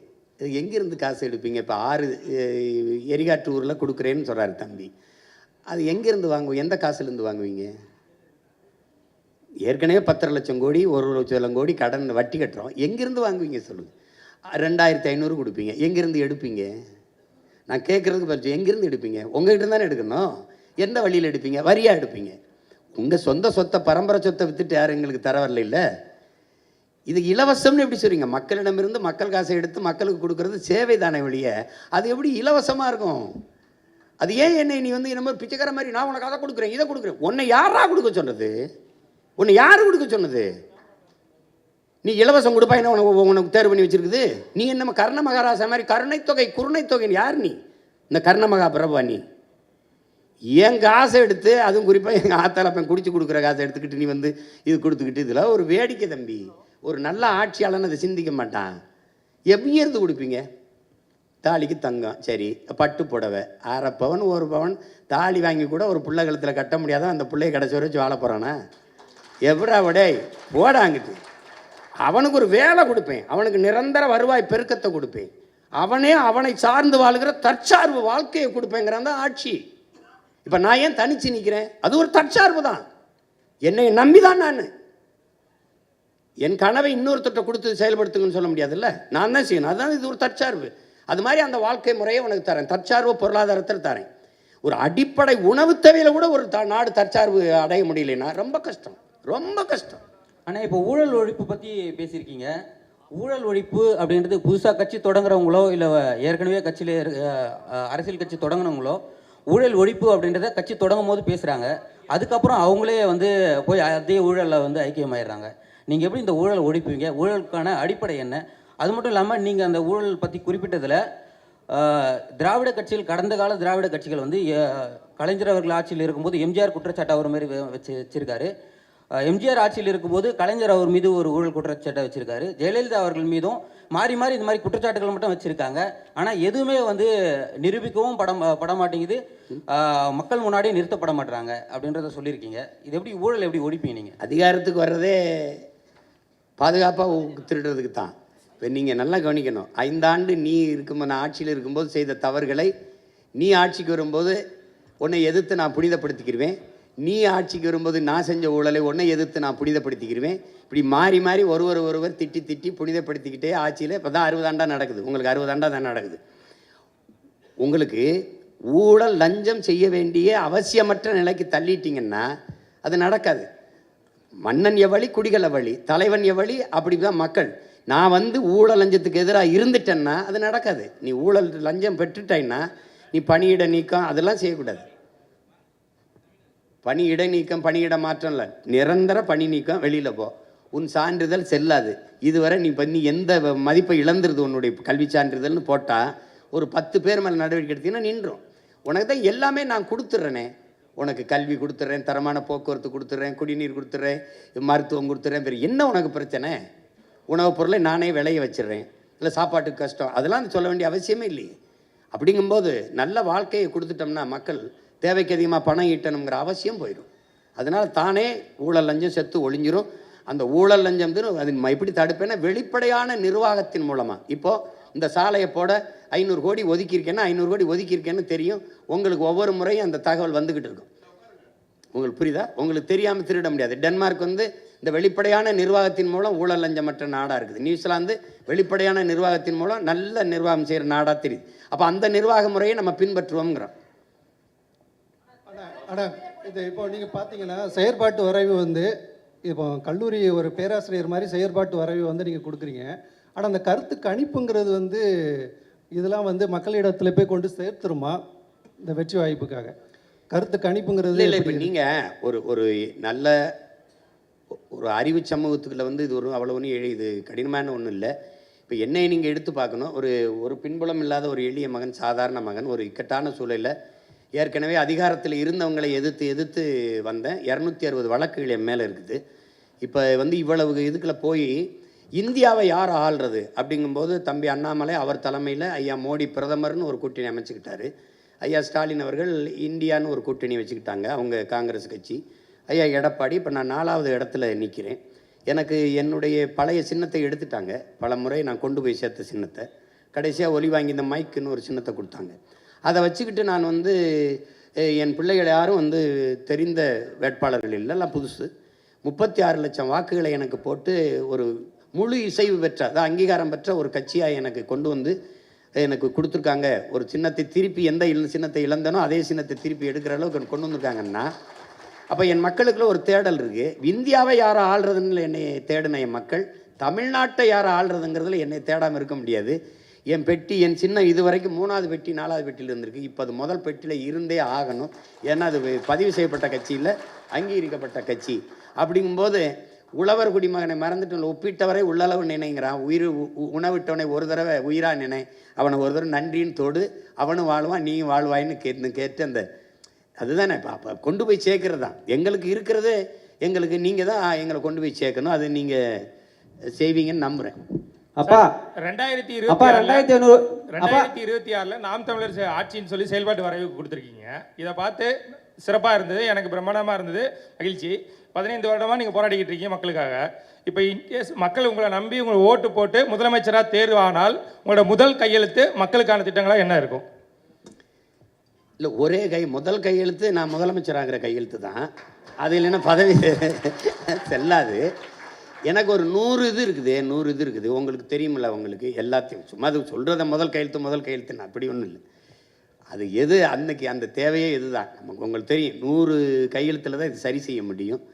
அதில் ஆகச்சிறந்ததாக நான் நினைக்கிறது, இந்த நாட்டில் வந்து பசிச்சு கிடந்தவங்கிற முறையில் பசிங்கிற சொல்லு இல்லாமல் நான் ஒழிக்கணும்னு நினைக்கிறேன். அது வந்து இந்த நாட்டில் பல கோடிக்கணக்கான பிள்ளைகள் பசியோடு உறங்க போகிறாங்கிறத படிக்கும்போது அவ்வளவு வலி இருக்குது. நான் இங்கே இருந்து என் வீட்டுக்கு தினம் போகும்போது நிறுத்தங்களில் இந்த குழந்தை இப்படி தோளில் போட்டுக்கிட்டு அந்த மயங்கே கிடக்குது. அது என்ன கொடுப்பாங்கன்னு தெரியல. சின்ன பிள்ளைங்க, வயசானவங்க எங்கேருந்து இறக்கி விட்டாங்கன்னு தெரியல. நிறுத்தினோடனே அந்த கையை கூட்டமாக வந்து ஏந்தும்போது ஒரு வலி வரும் பாருங்க, என்னடா அப்படின்னு. நம்ம பெண்கள் இல்லை வட இந்திய பெண்கள் தான். இப்போ அதில் ஒன்று தோணும், நீ பிச்சை எடுக்கிற வேலை கூட நமக்கு கிடைக்காதவருக்கு அதையும் அவன் எடுத்துக்கிட்டான்னு தோணும். ஆனாலும் இந்த நிலைமையில் இன்னும் இருக்குது. பிச்சைக்காரன் சுவிப்பு மிஷின் எடுக்கிற பிச்சை போட்டு காட்டுவேன். நான் வச்சுருக்கேன் அந்த காட்சியை. அது பிச்சைக்காரன் சுவிப் மிஷின் பிச்சை எடுக்கிறத வளர்ச்சின்னு காட்டுது. நான் பிச்சைக்காரனே இல்லாத ஒரு நாட்டை படைக்கிறது தான் வளர்ச்சின்னு நினைக்கிறேன். அப்போ ரெண்டு இந்த முரண்படுது. என்னுடைய பிள்ளைகளுக்கு வந்து கல்வி ஒரு சுமையாக இருக்கக்கூடாது, அது ஒரு கனவாக போயிடக்கூடாது. நீ என்ன கல்வி நினைக்கிறியோ, மருத்துவமாக படி, நீ பொறியாளராக படி, அது எந்த வாய்ப்பையும் அரசு செய்யும். ஏன்னா நான் தான் சொல்கிறேன், ஒட்டுமொத்த நாட்டு பிள்ளைகளும் என் நாட்டின் செல்வங்கள்னு அதை தூக்கி கொண்டு போகணும். அதுக்கப்புறம் மருத்துவம் வந்து உயிர்காக்கும் மருத்துவம் எல்லாருக்கும் சரியாக சமமாக தரமாக இருக்கணும்னு நான் நினைக்கிறேன். எனக்கு தெரிஞ்சு கம்யூனிஸ்ட் கட்சி எங்கள் ஐயா தாப்பாண்டியன் நல்லகண்ணன் தவிர அரசியல் தலைவர்களில் யாரும் அரசு மருத்துவமனையில் படுத்ததா எனக்கு தெரியல. உங்களுக்கு புரியுதுன்னு நினைக்கிறேன். அப்போ அந்த மாதிரி ஒரு நல்ல ஆட்சியை கொடுக்கணும்னு நினைக்கிறேன். அப்போ ஊழல் லஞ்சத்தை விட்டு உண்மை நேர்மையான நிர்வாகம் அது கொண்டு வரணும்னு நினைக்கிறேன். இப்போ எனக்கு உங்ககிட்ட சொல்கிறதுக்கு என்ன, என் தலைவனுக்கு ஒரு கனவு இருந்தது. 200 ஆண்டுகளுக்கு பிறகு என் இனம் எப்படி வாழணும்ன்ட்டு. அந்த கனவு எங்களுக்கு கையளிக்கப்பட்டிருக்குது, எனக்கு கடத்தப்பட்டிருக்குன்னு வச்சுக்கிறீங்களேன். இப்போ அதை எப்படியாவது அவர் கனவை அந்த நிலையில் எந்த ஒரு இடத்துல நிறைவேற்றி காட்டிடணும்னு நினைக்கிறேன். ஒரு தடவை என் ஆட்சியில் நீங்கள் வாழ்ந்து பாருங்களேன், என்னடா இவ்வளோ வேலை செஞ்சுருக்க முடியுமான்னு தோணும். இவ்வளோ பண்ணியிருக்க முடியுங்களா? இந்த தண்ணீரை எப்படி சேமிக்கிறேன், சாலை எப்படி போட்டு பராமரிக்கிறேன், இந்த கழிவுநீர் மழை நீரை எப்படி எடுத்துக்கிட்டு போகிறேன். ஒரு தடவை வாய்ப்பு கொடுத்தா தானே தெரியும். நான் சொல்லிக்கிட்டே இருக்கேன், நான் நல்லா விளையாடுவேன்ப்பா, நல்லா ஒரு தடவை இறக்கி விடுங்க விளையாடாங்கிறேன். அதனால் முதல் நீங்கள் சொல்கிற கையெழுத்து உண்மையிலே நாட்டுக்கும் மக்களுக்கும் எது முதன்மையானது அவசியமானதுன்னு பார்த்து போடுவேன். முதல் திட்டத்தில் போடுவேன். அப்பா 2500 வருஷமா புத்தர் காலத்துல இருந்து சாதி ஆதிக்கம் தலைவிரிச்சு ஆடுது. 2500 காலமா புத்தர் காலத்துல இருந்து சாதி ஆதிக்கம் தலைவிரிச்சு ஆடுது. இப்போ 2026 இருக்கிறோம். இங்க இருக்கிற திராவிட கட்சிகள் யாரும் சாதி ஒழிக்க முன்னு வர மாட்டாங்க. சாதி பிரச்சனை நடந்தாலும் தக்க தண்டனை கொடுக்க மாட்டாங்க. 2026 நாம் தமிழர் கட்சி அரசு வந்தா சாதி ஆதிக்கின் பேரில் நடக்கிற வன்கொடுமைகளுக்கு எந்த மாதிரி தண்டனை கொடுப்பீங்க? அப்புறம் 12 லட்சம் ஏக்கர் பஞ்சம நிலம் முழுக்க பட்டியலின மக்கள் போகிற நிலத்தை எவ்வளோ சீக்கிரம் மீட்டு எடுத்து கொடுப்பீங்க? 142 கோடி மக்களோட தலையெழுத்தை மாற்றின பாபா சாஹேப் அம்பேத்கரோட சிலை கூண்டுக்குள்ளே நிற்குது, எவ்வளோ சீக்கிரம் வெளியெடுப்பீங்க? அதெல்லாம் எடுத்துருவோம். இவர் நீ அப்போ நம்ம புரட்சியாளர் சிலை மட்டும் இல்லை, நம்ம தாத்தா முத்துராமலிங்க, தாத்தா காமராஜ் எல்லாரும் சிலையும் தான் இருக்குது. வந்தயம் பணம் சிலையெல்லாம் திறந்துருக்கு. நம்ம சிலையெல்லாம் நாட்டு விடுதலைக்கு ஜெயிலுக்கு போனாங்க, விடுதலை விட்ட பிறகும் சிறையில் தான் இருக்காங்க. அதெல்லாம் உடச்சிடறோம், கண்காணிப்பு கறி வச்சிடறோம், தொட்டால் தூக்கிடுறோம். நீ ஒன்றும் கவலைப்படாத, ஒழிச்சிடுறோம். பஞ்சமி நிலத்தை மீட்கும். அதுக்கு பல தடவை அண்ணன் போராடி இருக்கேன். இப்போ இந்த தடவை அறிவிப்பேன், சொல்லுவேன். அந்த 12 லட்சம் ஏக்கர் எந்த கொம்பன்ட்டு இருந்தாலும் எடுக்கிறோம். அதை வந்து நமக்கு பாரபட்சம் கிடையாது, வேண்டியவன் வேண்டாதவன் கிடையாது. ஏனெல்லாம் எனக்கு கொடுத்துரு. அதுக்கப்புறம் சாதி ஒழிப்பு தானே, அதுவே செத்து ஒளி நீ கவலையே படாத. அதாவது நான் என்ன சொல்கிறேன்னா, சாதிக்கு கொலை செய்யாத, சாதியை கொலை செய். புரியுதா உனக்கு? நீ சாதி பார்த்து பழக மாட்டோம், சாதி பார்க்குறவனோடு பழகவே மாட்டோம்ங்கிறத நம்ம கோட்பாடு. அது அந்த எண்ணமே வராத அளவிற்கு இந்த சமூகத்தை மாற்றிடுவேன். விளையாடணும், படிக்கணும், இப்போ வேலை இது பண்ணணும். அப்போ இந்த சாதியை பற்றி சிந்திச்சுக்கிட்டு வெட்டி பேச்சு பேசி புறணி பேசிக்கிட்டு இந்த அடிக்கடி சரக்கு போட்டு மப்பில் வந்து நாங்கள்லாம் யார் தெரியுமா ஒன்று நீங்கள் வா, நீயே ஒரு அடிமை, நானும் ஒரு அடிமை, அதில் பெரிய அடிமை சின்ன அடிமை அதெல்லாம் கிடையாது. அது கொஞ்சம் கொஞ்சமாக மாறிடும். அது முன்னாடி நிற்கிறவன் பொறுப்பு. இப்போ நான் இருந்தேன்னு வச்சுக்கிறேங்க, இப்போ திருப்பரங்குன்றத்தில் என்ன விளக்கேற்றணும், அங்கே கந்திரி ஆக்கணும், சரி நீங்கள் ஆக்குங்க கூட வரேன், நீங்கள் விளக்கேற்றணும் வாங்க கூட வரேன். அவரவர் வழிபாடு அவரவருக்கு. உன்மதம் சிறந்தது வழிபாடு, என் மதம் சிறந்தது வழிவிடு. சண்டை இருக்கக்கூடாது, ஒன்றா இருக்கணும். சரியா? வேற என்ன? இங்கே என்னென்னா, இந்த சாதி மதம் இல்லாத இது ஒரே மண்ணாகணும், ஒரு தாய் மண்ணாகணும். இதுதான் நம்மளுடைய கோட்பாடு. அதனால் அதை சரி பண்ணுறேன், நீ கவலைப்படாமல் இரு. வந்து விவசாயிகளுக்கு நீங்கள் எப்பயுமே ஃபர்ஸ்ட் இம்பார்ட்டன்ஸ் கொடுத்துட்டு இருந்தது லோகோ ஒன்று எம்ப்ளம் ஒன்று நம்ம இன்னைக்கு ரிலீஸ் பண்ணியிருக்கோம். அது என்ன இன்டென்ஷனல்ல நான் போட்டிருக்கேன். ஆல்ரெடி நம்மளுக்கு ஒரு எம்ப்ளம் இருக்குது. இல்லை இப்போ இல்லை, அது 16லேருந்து இது கொடுக்குறேன். நான் ஆட்சிக்கு வந்தால் மாற்றுவேங்கிறேன். எனக்கு அடையாளங்கிறது ஒரு அது திருவில்லிபுத்தூரில் இருக்கிற அந்த ஆண்டாள் கோயில் இருக்குல்ல, அதுதான் வச்சுருக்காங்க. அது எனக்கு உலக பொதுமறை தந்த வள்ளுவ பெருமானார் தான் என் இனத்தின் பெருமை மிக அடையாளம். அதை வச்சு அந்த முத்திரையை மாற்றுறோம். தமிழ்தாய் வாழ்த்தையே மாற்றுறோம். தமிழ்நாட்டின் ஆட்சி முறை எல்லாத்தையும் மாற்றும் போது அதை மாற்றிடுறேன், அதை எடுத்துறேன். எல்லாருக்கும் பொதுவாக வள்ளுவ பெருமகனாரை எல்லார் வீட்டிலும் இருக்க வேண்டிய திருக்குறள் நூலகத்தில் இருக்குது. உங்களுக்கு புரியுதுன்னு நினைக்கிறேன். அதனால திருவள்ளுவர் தான் எங்களுடைய அடையாளம். அதுதான் தமிழ்நாட்டின் அடையாளமாக இருக்கும். அதை மாற்றுவேன். நான் இப்போது அருள்மொழிவர்மன் 4th எஸ்டேட் தமிழ். இப்போ ஒரு மொழி கொள்கை தான் அவங்களுடைய கொள்கை அப்படின்னு சொல்லி அறிவிக்கிறீங்க. அப்போ ஆங்கிலமோ அல்லது இந்தியோ அல்லது மற்ற மொழிகளையோ கற்க விரும்புகிறாங்க அப்படின்னா அதை நீங்கள் எப்படி ஏற்பாடு செய்ய முடியும்? இப்போ இருமொழி கொள்கைனா ஆங்கிலம்ங்கிறது தொடர்புக்கு அண்ணா சொன்னார். ஆனால் இப்போ நீங்கள் ஒரு மொழி கொள்கைனா இப்போ ஆங்கிலம் படிக்கக்கூடாதா அல்லது எப்படின்னு கேட்குறேன். இல்லை, அதை சொன்ன நீங்கள் கவனிக்க தவறிட்டீங்க. ஆங்கிலம் கட்டாய பாடமாக இருக்கும். ஆங்கிலேயருக்கு இணையாக என் பிள்ளைகளுக்கு எழுதவும் பேசவும் அதை படிக்கவும் நாங்கள் கற்றுக் கொடுத்துருவோம். விடுமுறை காலங்களில் கூட ஆங்கிலேயர்களை இல்லை, அமெரிக்கா உச்சரிப்புன்னா அமெரிக்கா, பிரிட்டன் உச்சரிப்புன்னா அவர்களை ஒரு இடைக்கால ஆசிரியர்கள் அப்போ கொண்டு அவங்களுக்கு அந்த உச்சரிப்புலாம் கற்றுக் கொடுப்போம். நாங்கள் அதை மெனக்கெடுவோம். அப்புறம் உங்களுக்கு ஆங்கிலம் கட்டாய பாடமொழியார் கெடுவாய்ப்பாக வெள்ளைக்காரர்கள் ஆண்டதுனால ஒரு தொடர்பு மொழியாக அது இருக்குது. அப்போ அதுவுமே ஐரோப்பிய நாடுகளில் பயன் இல்லை. ஃப்ரான்ஸ்லாம் ஆங்கிலம் பேச மாட்டான். நீங்கள் போய் பார்த்தீங்கன்னா தெரியும். சில நாடுகள் அது பயன் இருக்குது, கற்றுக்கலாம். விரும்பினா ஹிந்தி கற்றுக்கிறேன். ஹிந்தி என்ன மொழி படிக்கணும்னு என் பிள்ளைய கேட்குதோ ஆங்கிலம் கட்டாய பாடத்தில் வந்துடுது. விருப்பமாக நான் ஃப்ரெஞ்சு கற்றுக்கிறேன், அதுக்கு வாய்ப்பு ஏற்படுத்தி கொடுப்போம். ஹிந்தி கற்றுக்கிறேன், வாய்ப்பு ஏற்படுத்தி கொடுப்போம். உங்களுக்கு புரியுதுன்னு நினைக்கிறேன். இல்லை, நான் ஸ்பானிஷ் கற்றுக்கிறேன், லத்தீன் கற்றுக்கிறேன், எது வேணாலும் நீங்கள் விரும்பினா அது பயிற்றுவிக்கப்படும். அதான் உலகத்தின் எம்மொழியும் கற்போம், நாங்கள் வாழ. எங்கள் மொழி தமிழ் கற்போம், எங்கள் இனம் வாழ. புரியுதா? அதில் எந்த மொழிக்கும் எதிரானவர்கள் இல்லை, சொந்த மொழிக்கு பற்றானவர்கள். சார், இப்போது பாலியல் சமத்துவம் அப்படின்றதுனால தான் நம்ம வில்லிவாக்கத்தில் திருநங்கை ஒருவருக்கு வாய்ப்பும் கொடுத்துருக்கோம். ஆனால் நீங்கள் தேர்தல் அறிக்கையில் திருநங்கைகள் திருநருக்கு தனி மருத்துவமனை அமைக்கப்படும் அப்படின்னு சொல்லியிருக்கீங்க. எதனால் அது ஒரு பாகுபாடாக இருக்காதா? இல்லை, அவங்களுக்கு அவங்களுக்கான அந்த சிகிச்சைக்கெல்லாம் சிக்கல் இருக்குது. மற்றவங்க பொதுவாக செய்கிறது இல்லை. அதனால் அவங்களுக்கு அது தனி மருத்துவமனை இருக்கிறது தான் சிறப்பு. அது ஒரு மருத்துவமனையில் தனி பிரிவு. உங்களுக்கு நான் சொல்கிறது விளங்குதுன்னு நினைக்கிறேன். அது அவங்களுக்கு இருக்கிற அவங்களுடைய கோரிக்கையை தான் நான் சொல்கிறேன். இப்போ நீங்கள் ஒரு இதிலேருந்து நீங்கள் அந்த பாலியல் மாற்றத்துக்கு வருதில்ல, அதை நீங்கள் பொது மருத்துவமனையில் செய்ய தயாராக இருக்கீங்கள? இல்லை தனியார் மருத்துவமனையில் செய்ய தயாராக இருக்கீங்கள? இல்லை. அப்போ நான் என்ன பண்ண வேண்டியது இருக்குது? மாற்ற வேண்டியிருக்கு. இப்போ நான் உங்களுக்கு ஒரு கேள்வி கேட்குறேன். தனியார் பள்ளி கல்லூரியில் இருக்க தங்கும் விடுதியில் தாழ்த்தப்பட்ட மாணவர்களுக்கென்று தனியாக விடுதி இருக்கா? இல்லை. ஏன் அரசு பள்ளியில் மட்டும் இருக்குது, அரசு கல்லூரியில் மட்டும் இருக்குது? யார்கிட்ட தீண்டாமல் இருக்குது? யார்கிட்ட இருக்குது? அரசுக்கிட்ட இருக்குது. நீ தனியார் முதலாளி அந்த பள்ளிக்கூடத்தில் போய் நின்ன சாதியா அந்த சாதியில் ஒன்றா இருந்து படிக்கிறான், ஒன்றா சாப்பிட்றான்ல. ஏன் நீ ஓம் பள்ளிக்கூடத்தில் தனியாக தங்க விடுதி வைக்கிற, ஒன்றா வைக்க முடியல? இப்போ நான் வரும்போது நீ எப்படி பண்ணுவியா? நீ இப்போ தனியாக விடுதி கேட்பியா? தனியாக சொல்லுவியா? நீ ஒரே விடுதியில் படி, என்னென்ன சான்றிதழ் பிடி, எங்கேயாவது போ.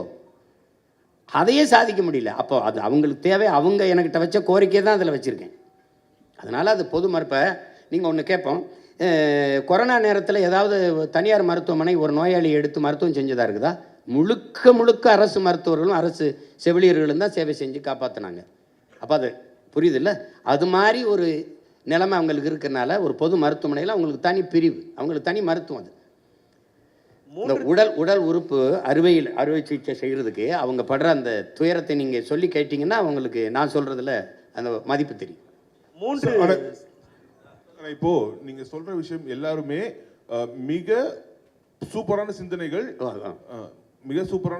தற்சார்பு பொருளாதாரம், பால் வளத்திலிருந்து எடுக்கக்கூடிய அந்த பொருளாதாரம் எல்லாமே நீங்க பேசும்போது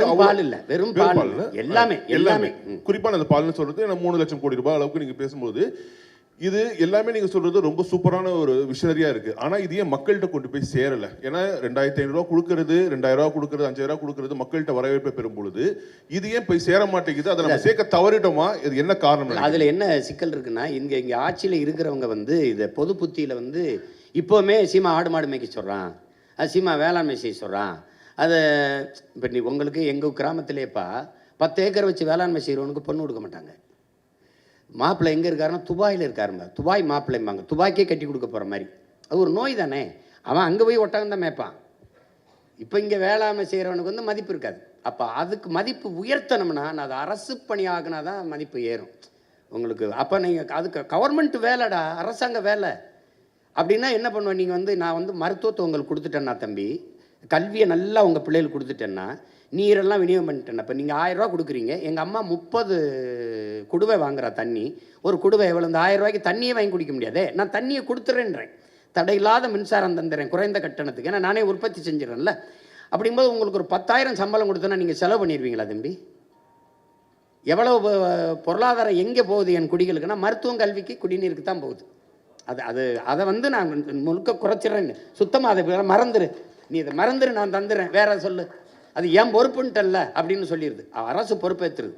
இது என்னென்னா இவங்க பொது புத்தியில் இது ஒரு இழிவாக பேசி பேசி ஆடு மாடு மேய்க்க சொல்கிறான், ஆடு மாடு மேய்க்க சொல்கிறான். அப்போ சாராயம் வைக்க சொல்கிற, சாராயம் ஊற்றி கொடுக்குறான்ல, எம்எஸ்சி எம்ஃபில் படிச்சுட்டு தானே ஊற்றி கொடுக்குறான்.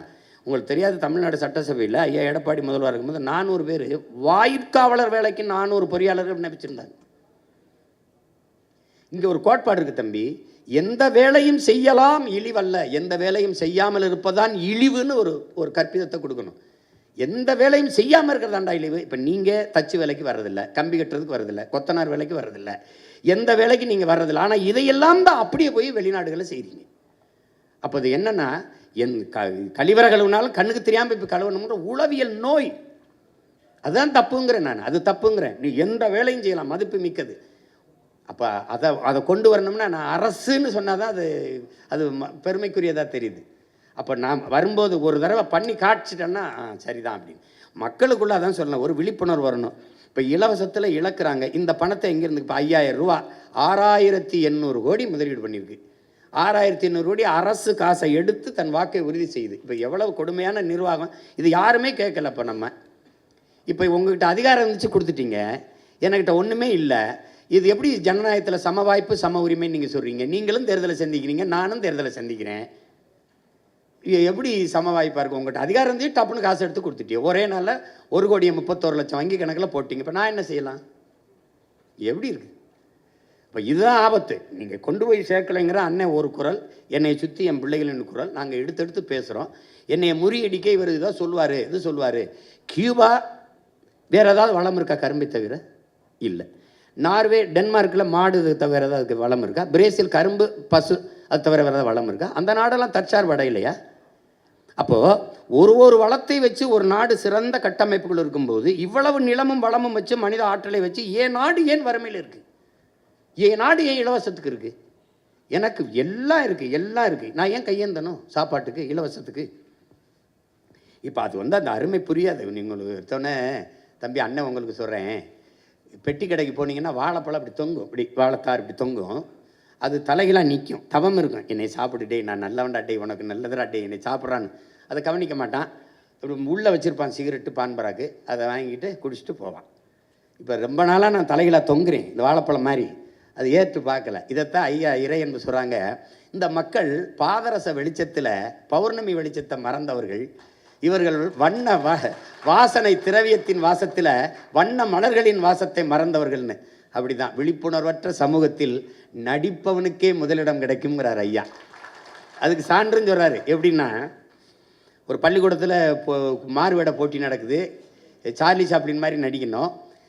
முதல் பரிசு ஒரு மாணவன் வந்துட்டான், 2வது பரிசு ஒரு மாணவன் வந்துட்டான், 3வது பரிசு ஒரு ஆள் வர்றாரு, அது உண்மையிலே சார்லி சாப்ளினுக்கு 3வது பரிசு. பார்த்தீங்கன்னா அவரை மாதிரி நடித்தவன் முதல் பரிசு, அவருக்கு 3வது பரிசு. அப்போ நடிப்பவனுக்கே முதலிடம் கிடைக்கும் விழிப்புணர்வற்ற சமூகத்தில்னு எழுதுறவள ஐயா எழுதியிருக்காரு. அப்போ அது மாதிரி அவர் அதுக்கு நிறைய சான்று சொல்கிறாரு. ஒரு பன்னி மாதிரி ஒருத்தன் கத்துறான், சின்ன வயசு பண்ணி, பெரிய வயசு பண்ணி, நடு வயசு பண்ணி மாதிரி நல்லா கத்துறான். அவனுக்கு தெருவில் கத்தும்போது நிறைய காசு வருது, அதை வச்சே சாப்பிட்டுக்கிட்டு இருக்கான். ஒரு நாள் என்னை மாதிரி ஒருத்தன் வரான், டேய் உன்னை விட அருமையாக நான் கற்றுண்டான்னு கத்துனோன்னே கத்தி காட்டுறேன். போட்டி இந்த மாதிரி மேடையில் எல்லாம் உட்காந்துருக்கான் அவங்கள மாதிரி.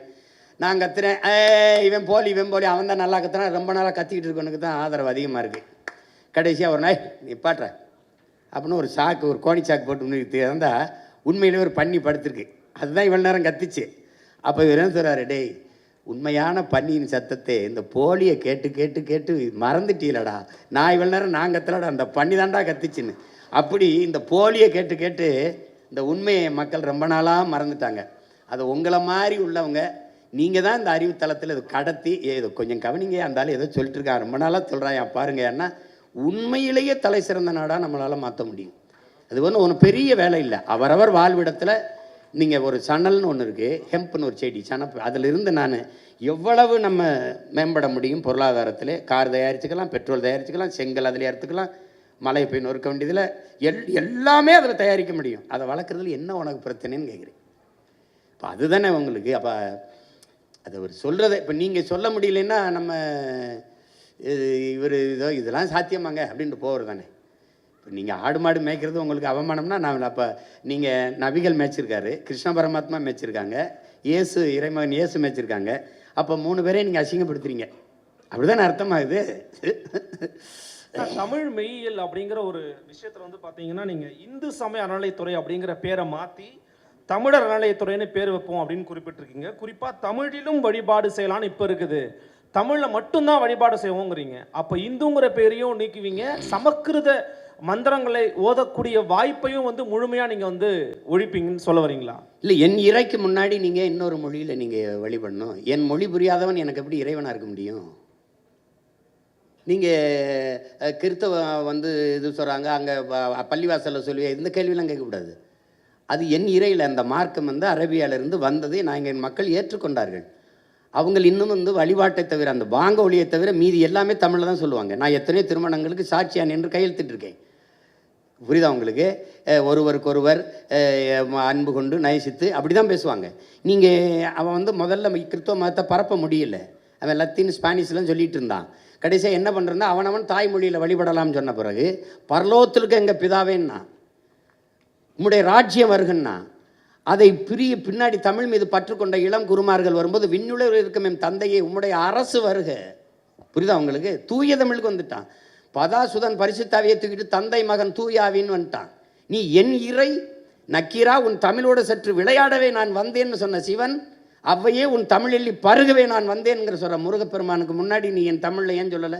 எனக்கு திருப்புறங்கள் இருக்குது, திருமுருகாற்றுப்படை இருக்குது, பாட வேண்டியதானே? பக்தி திருமுத்து பாட வேண்டியதானே? சொல்லுங்கள், என்ன நமச்சிவாய வாழ்க நாதன் தாழ்வாழ்க இமைப்பொழுதும் என் நெஞ்சில் நீங்காதான் தாழ்வாழ்க பாட முடியாதா? ஆகமமாய் நின்று அன்னிப்பான் தாழ்வாழ்க பாட முடியாதா? இப்போ எதுக்கு தேவாரம் திருவாசம்லாம் எதுக்கு இருக்குது? திருவாசத்துக்கு உருவாதார், ஒரு வாசத்துக்கு உருவார். திருவாசத்தை மொழிபெயர்த்த செய்ய போப்பு அழுதுட்டு போயிட்டான். நீ என்ன உங்களுக்கு பிரச்சனை? என்ன உங்களுக்கு பிரச்சனை? என் இறைக்கு முன்பு என் மொழியில் வழிபடணும், அதுதானே முக்கியம். அது சொல்கிறதுல உங்களுக்கு என்ன பிரச்சனை? யார் வேணாலும் அர்ச்சகராகலாம்ங்கிறதுல பிரச்சனை இல்லை. என் அன்னை தமிழில் அர்ச்சனை இருக்கணுங்கிறது தான் எனக்கு பிரச்சனை. நீங்கள் அதுதான் முதன்மையானது. அங்கே ஏன் ஆள் உட்காந்துட்டு அங்கேயும் போய் சமஸ்கிருதத்தில் சொல்லலான்னா அதுக்கு அவங்களே சொல்லிட்டு போயிடலாமே. விளங்குதா? அப்புறம் தமிழர் அறநிலையத்துறைன்னு மாற்றுவன்றீங்க, இப்போ இந்துங்கிற பேரை நீக்குவேன் அப்படின்னு சொல்ல வரீங்களா? இல்லை, இந்துன்னு ஒரு சமயம் இருக்குதா? இது கூட்டு பொரியல் அவியல் சாம்பார் மாதிரி எல்லாம் சேர்த்து சாப்பாடு மாதிரி. சமணன், பௌத்தன், சீக்கியன், உங்களுக்கு தெரியும், இங்கே வைணவன், எல்லாரும் சைவன், எல்லாரும் சேர்த்து இந்துன்னு சார் வில்லியம் ஜோன்ஸ் போட்ட கையெழுத்தில் ஆகிறோம். என் சமயம் சைவம், நான் சிவனை வழிபடுகிற சிவசமயம். என் சொத்து பத்திரத்தில், எங்கள் வீட்டில் எங்கள் அப்பாவோட சொத்து பத்திரத்தில் சிவசமயம்னு இருக்குது. என் கோத்திரம் வந்து என் மகனுக்கு எனக்கு சிவ கோத்திரம். அப்போ நாங்கள் முருகனை வழிபடுகிற சைவர்கள், அப்போ சிவனை வழிபடுகிற சிவசமயம், மாலை வழிபடுகிற மாலியம். திருமாலுங்கிறது எந்த மொழி சொல் சொல்லுங்க? எங்கள் மாயவன் கண்ணன் ஆகிறான். கண்ணன் என்றாலும் மால் என்றாலும் கருப்பு. வணங்குகிற தெய்வத்தை நாங்கள் மரியாதையாக அழைக்கணும்னு, மதிப்போடு அழைக்கணும்னு திருமால் பெருமாள்னு அழைக்கிறோம். என் பெருமாள் கோயிலே எங்கள் ஆண்டாள் பாடின பாசுரங்களை பாட வேண்டியதானே? அதில் என்ன உனக்கு பிரச்சனை? ஆண்டாள் எந்த மொழியில் பாடினா அது என்ன பிரச்சனை உனக்கு? என்ன எங்கள் பெருமாள் கோச்சிட்டு போயிடுவார? 63 நாயன்மார்கள் இருந்த தேவாரத்தை பாட வேண்டியதானே? என்ன பிரச்சனை உனக்கு? இப்போ நான் சொன்ன மந்திரத்தை நான் பாடவா? இப்போ திருவாசத்தை பாடவா? எங்கள் சிவன் கோச்சிட்டு போயிடுவானா? அவன் தான் சொல்கிறானே, மணி நெற்றி உமிழ்ச்சங்கள் தளல்புரை சடர் சுடர் கடவுள் தந்த தமிழ்ங்கிறான். சிவபெருமானே தந்த மொழிடா அப்படிங்கிற அந்த மொழியை நீ பாடாம நீ என்ன பண்ணுவீங்க? நீங்கள் முதல் சமித்தங்கத்தின் தலைவனே அவன் தானுங்கிறதானே இலக்கியம் சொல்லுது. அப்புறம் பின்ன என்ன? நீ வேற ஏதோ நான் அமெரிக்காவில் போயிட்டு தமிழிலும் அப்படின்னு போட்டால் பரவாயில்ல. கோயிலை கட்டுறது நான் முன்னாடி இறைவனாக இருக்கிறவன் அவன் எழுதுனது எங்காலு. அப்போ என் மொழி என் இறைக்கு முன்னாடி நான் பேச வேண்டியதானே? அதனால தமிழர் சமய அறநிலை தான். என் முருகனை, என் சிவனை, என் மாயவனை வழிபடுறதுக்கு எதுக்கு இப்போ இந்து சமயம் இருக்குது. இப்போ ஆந்திராவில் இப்போ நீங்கள் வந்து நான் அங்கே வட இந்தியாவில் இருக்கிற தெய்வங்கள் ஒன்று இருக்குது. இப்போ நீங்கள் அப்போ இந்து சமயம் போடுவீங்களா? அது எப்படி போடுவீங்க? அதே இறையை நான் என் சமயத்திலேருந்து வழிபட்டு போகிறேன். உங்களுக்கு என்ன பிரச்சனை வருது? என்ன வருது சொல்லுங்கள். நீங்கள் ஏன் கோச்சிக்கிறீங்க? அது என் முருகன் வேலை, எங்கள் சிவன் வேலை, அது எங்கள் பெருமாள் திருமால் வேலை. உங்களுக்கு அதில் என்ன பிரச்சனை இருக்குது? நடக்காது, நடக்காது. அது வந்து இங்கே பாருங்கள், இப்போ அண்ணன் சொல்கிறேன்ல, என் மீனவனை சுட மாட்டான், கைது செய்ய மாட்டானா மாட்டான். உங்களுக்கு புரியுதுன்னு நினைக்கிறேன். அங்கே உட்கார்ந்துருக்க ஆள் யாருன்னு பார்ப்பான். நீங்கள் என் பிள்ளைய தொட்டுட்டேன்னு வச்சுக்க, கொன்னுட்டேன்னு வச்சுக்க, எந்த கொம்பாதி கொம்பா இருந்தாலும் தூக்கிட்டு வந்து இந்த பிள்ளையை அடக்கம் பண்ணுறதுக்குள்ள அவனை கொன்று புதைச்சிட்டு தான் அடக்கம் பண்ணுவேன். நிற்க வச்சு சொல்லி சுடுவேன்.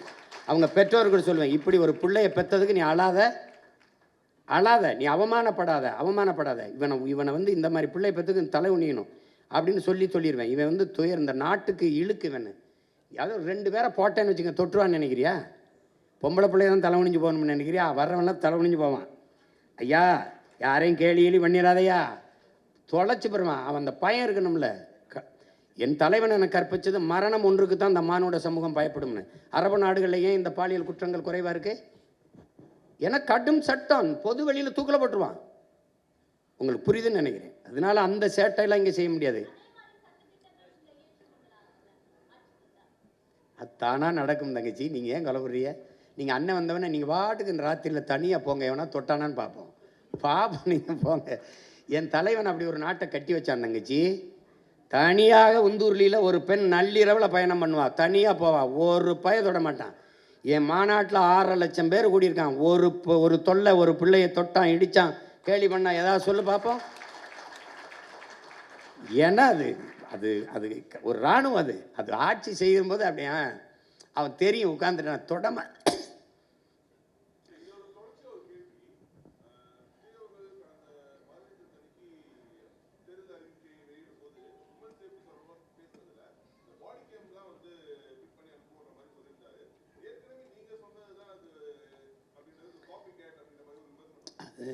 இது சில இதை நம்ம சொல்கிறதே திருப்பி சொல்லக்கூடாதுன்னு இல்லை. இப்போ நான் வந்து நெய்தல் படைன்னு சொன்னேன், சிரித்தாங்க. ஐயா பினராயி விஜயன் அதை செயல்படுத்திட்டாப்புல.